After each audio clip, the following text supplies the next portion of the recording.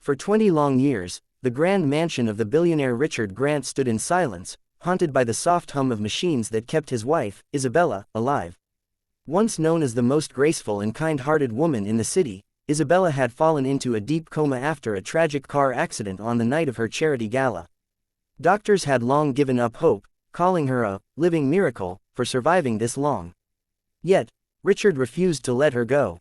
Every morning, he visited her bedside, holding her hand, whispering stories of the world she no longer saw.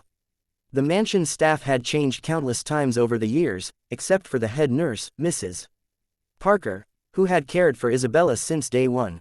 One rainy morning, a new maid named Rosa arrived at the mansion, holding her young son, Elijah, by the hand. Rosa was humble, quiet, and grateful for the opportunity, while her son, only 10 years old, was curious and full of energy.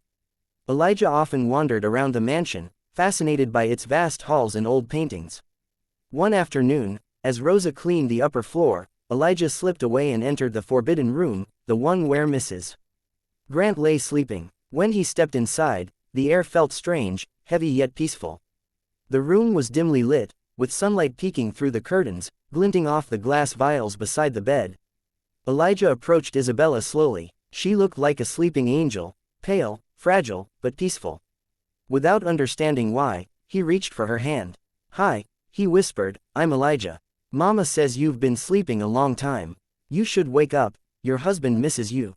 As his small fingers wrapped around hers, the heart monitor beeped faster. The nurse rushed in, startled by the sound. "What are you doing here?" she shouted, pulling him away.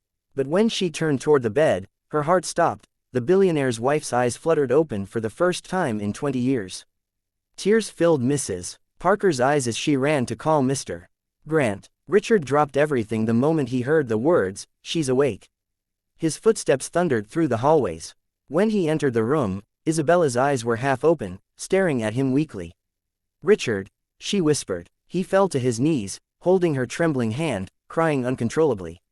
The doctors called it impossible. But everyone knew that somehow, that little boy had done what science could not. He had brought a woman back from the depths of silence. As the rain stopped outside, a new light entered the Grant mansion. But no one yet knew who Elijah truly was, or the secret he carried that would change all their lives forever.